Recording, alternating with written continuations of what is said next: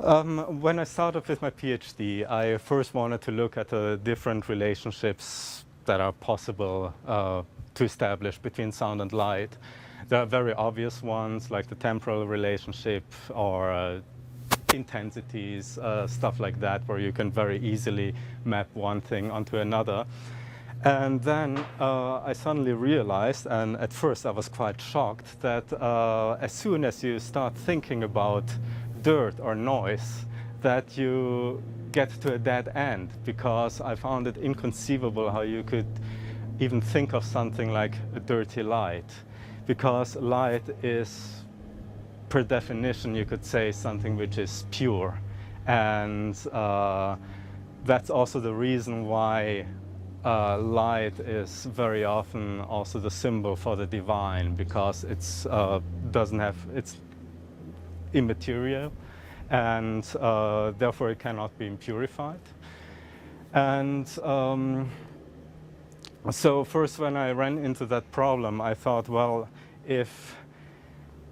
since noise has played such an important role in the history of music in the 20th century,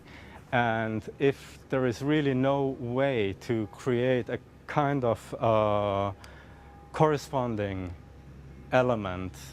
through the use of lighting, then maybe the two are, after all, not really media that can go well together, because then the relationship that they would engage with each other would always remain quite superficial, only working along the lines of rhythmic synchronicity or shifted rhythms and stuff like that. But this is actually also something which strongly relates to this whole way of thinking about art from either the modernist or the postmodernist perspective. I realized that if you look at light as something which is per definition pure,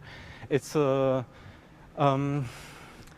very modernist point of view, because then you're only thinking about light as a medium with a certain constituency and a certain character. And I think what the important postmodernist lesson is, for me at least, is that meanings can constantly shift according to the context how you use them.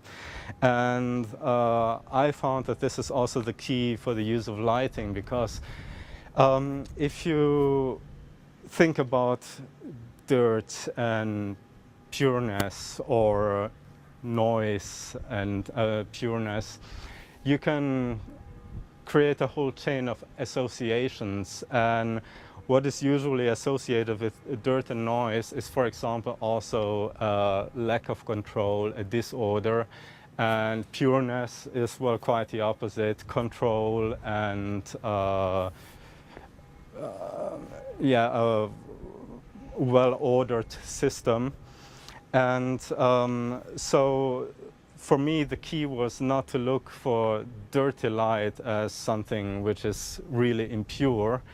but something which corresponds to an experience which is perceived to be not under control. And so I thought, as soon as you start using lighting in a way which doesn't fulfill this criteria of being something simply pure, decorative, and not offensive, you can create a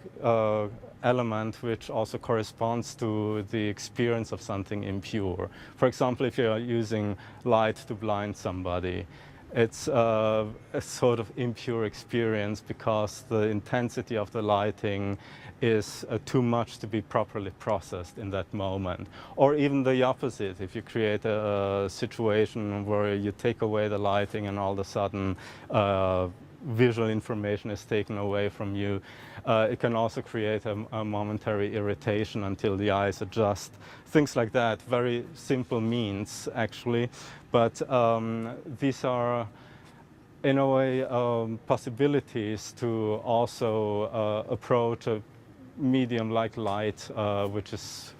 of course, which always remains a pure medium, because I still haven't rendered it dirty by just intensifying the strength of the light. But the experience of it is dirty light.